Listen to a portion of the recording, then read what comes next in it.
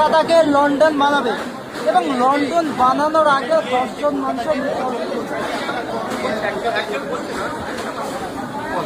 মমতা বন্দ্যোপাধ্যায় বলেছিলেন কলকাতাকে লন্ডন বানাবে এবং সেই লন্ডন বানানোর আগে দেখলাম গতকালকে ইলেকট্রিক শর্টে 10 জন মানুষের মৃত্যু হয়েছে। দায় কেন?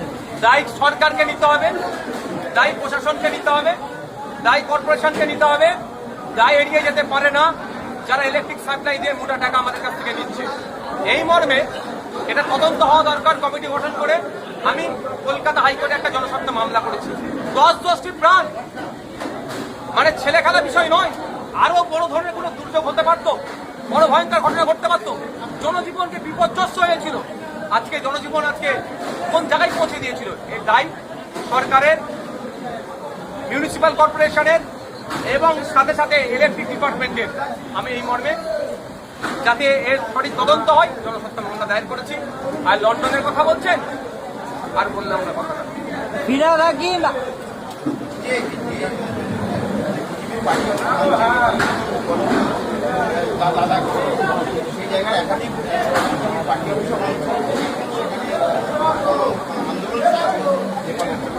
দেখুন, আমি একটা কথা বলবো, আমরা আইডিওলজিক্যালি আলাদা আলাদা রাজনৈতিক দল আছি, থাকবো। Election commission of India registration করার জায়গা দিয়েছে, ভোটে কন্টেস্ট করার জায়গা দিয়েছে। কোনো রাজনৈতিক দলের পার্টি অফিস ভাঙার আমি পক্ষপাতী নয়। তৃণমূল কংগ্রেস 2021 সালের নির্বাচনের পরে আইএসএফ এর পার্টি অফিস তো দূরের কথা, ভেঙেছে। বাড়ি ভাঙচুর করে নটোরিয়াস ক্রিমিনাল হিসেবে খ্যাত শওকত মোল্লার নেতৃত্বে ক্যানিং পূর্ব ভাঙড়ের একটা অংশ, ক্যানিং পশ্চিমের একটা অংশ থেকে শুরু করে কাকদ্বীপ, কুলপি, বিভিন্ন জায়গাতে আমাদের পার্টি অফিস, আমাদের কর্মীদের অত্যাচার নেমেছে। আমরা এই হিংসার রাজনীতিকে পছন্দ করি না। আমরা হিংসাত্মক রাস্তায় যেই অবলম্বন করুক না কেন, এটা আমরা পক্ষপাতী নয়। আমরা চাই গণতন্ত্রকে মান্যতা দিয়ে, সংবিধানকে মান্যতা দিয়ে মানুষের মতামত প্রয়োগ করুন। তবে একটা কথা বলছি, মানুষকে আমাদের মতো রাজনৈতিক দলেরও ভাবা দরকার, উচিত। শাসন কার্য হাতে আছে বলে মানুষকে মানুষ ভাববো না, মানুষকে পশুর মতো আচরণ করবো মানুষের সাথে। যদি সেফটি ভ্যাল না থাকে এই দিন দেখতে হবে। এটা তো শাসকের দোষ আছে। শাসক কি আচরণ করেছে? বারবার শুধু আমাদেরকে লাইনে দাঁড় করিয়েছে, আধারের সাথে প্যান, প্যানের সাথে ভোটার, এই নোটবন্দি, হ্যান ত্যান, যা ইচ্ছা করে মানুষকে শুধু নাজেহাল করেছে। মানুষের গড় আয় কমে গিয়েছে, বেকারত্বের সংখ্যা বেড়েছে সারা দেশ জুড়ে। এটা নিয়ে সুরাহা করার কোনো গল্প শোনায়নি, শুধু হিন্দু মুসলমানের গল্প শোনাচ্ছে। এখন এর যা অন্যায় করেছে ব্যাড ইফেক্ট হচ্ছে, যদি এটাকে আমি কাঙ্ক্ষিত মনে করি না। আজকে যে সাংগঠনিক কর্মী সভা করলেন, আপনি আসার আগে বেশ কিছু তৃণমূল সমর্থক বা নেতা বলতে পারেন একেবারে আইএসএফে যোগদান করলেন। চারি জায়গায় হচ্ছে রাজ্যে, যেখানে ভয় আছে জান্নাত হচ্ছে না, ভোটের সময় গিয়ে ভোটটা করাবে, ভোট দেবে। আর যেখানে ভয় মুক্ত হয়ে যাচ্ছে এসে রাত ধরে ঢুকে যাচ্ছে। সারা রাজ্যে সংখ্যালঘু দলিত আদিবাসী সমাজ থেকে মানুষ ভেঙে ভেঙে আইএসএফ এর ছায়া চলে আসছে।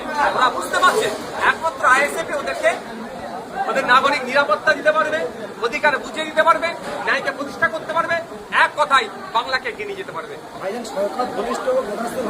ওর কথা বাদ দেন, ওদের কথা বাদ দেন, ওরা ওদের কথা বাদ দেন। আমার লড়াই মমতা ব্যানার্জির বিরুদ্ধে। কেন ছোট পুলিশ কথা আমি শুনবো? মমতা ব্যানার্জি কি বলেছে বলে তার উত্তর দিচ্ছে। আপনি বললেন যে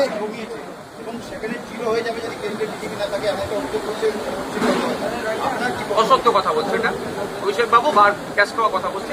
জিএসটি যদি না আমরা তুলি দেশ চলবে কি করে? এত প্রকল্প চলছে কি করে?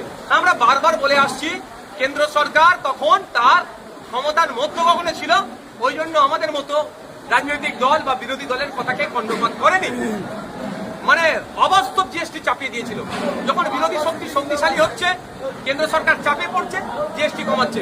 ওই জন্য আমরা বারবার বলি কি রাজ্য কি দেশ, অপোজিশন স্ট্রং থাকলে গণতন্ত্র সুরক্ষিত থাকবে, মানুষ অধিকার যথাযথ পাবে। আজকে সারা দেশ জুড়ে অপোজিশন শক্তিশালী হচ্ছে, কেন্দ্র সরকার দিনের জিএসটির মান কমাচ্ছে, মানে রেট কমাচ্ছে। অনেক ক্ষেত্রে এখনো কমানো দরকার। মমতা বন্দ্যোপাধ্যায় পুজোর অনুদান দিচ্ছেন 1,10,000 এবং গতকালকে দেখলাম যে ফিরাদ হাকিম এক কোমর জলে নেমে তিনি কাঁদছেন আর বলছেন আমি কলকাতার মানুষকে বাঁচাতে পারলাম না। ভুল হয়ে যাচ্ছে আপনার কথা। ফিরাদ হাকিম সাহেবকে রাতের অন্ধকারে দরজা ভেঙে যখন সেন্ট্রাল ফুড তুলে নিয়ে যাচ্ছিল এজেন্সি, তখন ওইটা কথা বলেছিলেন। সময় বলেছিল 21 সালে 2021 পরে পরই, তখন বলেছিল যে আমাকে অ্যারেস্ট করে নিয়েছে। উনি ভেবেছিলেন আমি হয়তো আর বেরোতে পারবো না, যা অন্যায় করেছি, ওই জন্য সিম্প্যাথি গ্রো করার জন্য কলকাতার মানুষকে আমি আর বাঁচাতে পারলাম না বলে নাটক করেছিল। ওনার কোমরের নিচে পানিতে নেমে দাঁড়ানো ওনার দরকার নেই। ওনার যে টাইম পেয়েছে, উনি দুটো টার্মের মেয়র, উনি যে টাইম পেয়েছেন এতদিন নাকাশি ব্যবস্থাগুলো কোথায় ধ্বংস করলো কেন? ওনার পৌরসভার কর্পোরেশনের আন্ডারে উনি আরবান ডেভেলপমেন্ট মিনিস্টার, তিনি তার কাজ ঠিকঠাক করতে পারেনি এই ব্যর্থতা ঢাকার জন্য। আর বাঙালি মানুষ আমরা একটু আবেগ, কেউ যদি চোখে বাম লাগিয়ে কাঁদে মনে করবো সত্যিকারেও কাঁদছে। ও হচ্ছে কোমর নিচে অব্দি কোমর পর্যন্ত পানিতে নেমে এই জন্যই নাটক করেছে। বাঙালিরা না ওনাকে প্রশ্ন করে কি ভাববো আমি আপনি? আমরা দিলের দিকে বাঙালিরা অনেকটা কাঁচা, আমরা একটা আবেগপ্রবণ, আমরা ইনক্লুসিভে বিশ্বাসী। তাই দেখে না বাংলাতে তেলেগু, মারাঠি, তামিল, বিহারি, উড়িয়া সবাই এসে বাংলায় কাজ করছে, কাউকে আমরা ডিস্টার্ব করছি? আর আমাদের লোক বাইরে গেলে মার খেয়ে ফিরছে। আমরা সবাইকে নিয়ে চলার পক্ষে ইনক্লুসিভ চিন্তা ভাবনা নিয়ে আমরা বাঙালিরা চলি। তো বাঙালি মন পাওয়ার জন্য পানিতে নেমেছে, ও নাটক করছে। ভাইজান ভাঙড়ে 2021-এ ভোট সংখ্যা ছিল 2,51,000, 24-এর নির্বাচনে সেই ভোট সংখ্যা পাল্টা নিয়েছে 2,78,000। কি ভাববেন? ভোটার সংখ্যা বাড়বে, প্রতি বছরে বাড়বে। 18 বছর 17 বছর যারা ছিল তারা হয়নি, 18 বছরে তারা হয়েছে, এটা নিয়ে সমস্যা নেই। নতুন ভোট তো প্রতি বছর ইনক্লুড হয়।